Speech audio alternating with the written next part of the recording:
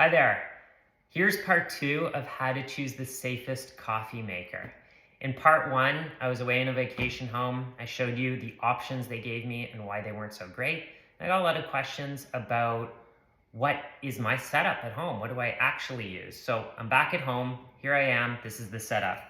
I've got this steel kettle. It's enamel covered and it's by Creuset.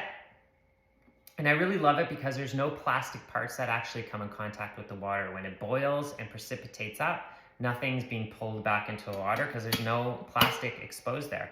And even this tip here that is like a really hard plastic, it's metal on the inside that actually covers the hole, so there's no contact with the plastic, so none of that gets into my water.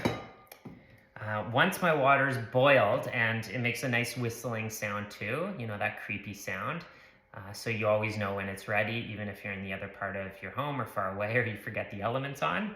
Little danger hazard there. It's ready. I poured into this kind of French press style coffee maker. Everything's stainless steel on the inside. I love these. This screws right off so you can clean it really thoroughly. And again, no plastic. Sometimes these French presses or Bodems come with like a plastic top, which I really don't like because the water is gonna heat, precipitate up, and pull some of those chemicals back into the plastic. So that's my coffee setup. And just a reminder too, if you wanna have good coffee, there's other opportunities to make it toxic, right? You wanna make sure that you have good filtered water so you're not getting all the chemicals that's in most city waters.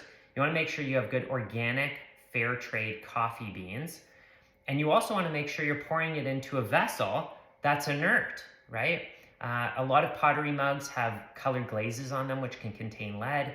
If you get coffee at a coffee shop, they have cups that have a plastic lining in the inside of the paper cup, which often has bisphenol A and leaches into your drink, or they have plastic lids that leach into your drink when the water precipitates up. So you want to make sure that you have an inert mug, a stainless steel container, or glass to actually drink your coffee or tea out of.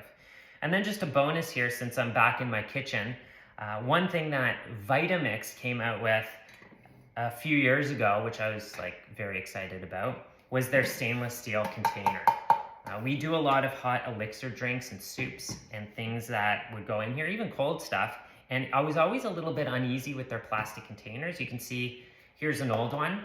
They claim it's an inert plastic, but I'm a little suspect because this looks a lot different than it did on day one. So we still use it for certain things, never hot, maybe dressings and little teeny things that we're making where we need a smaller container. But pretty much everything that we make with the Vitamix is now in the stainless steel container.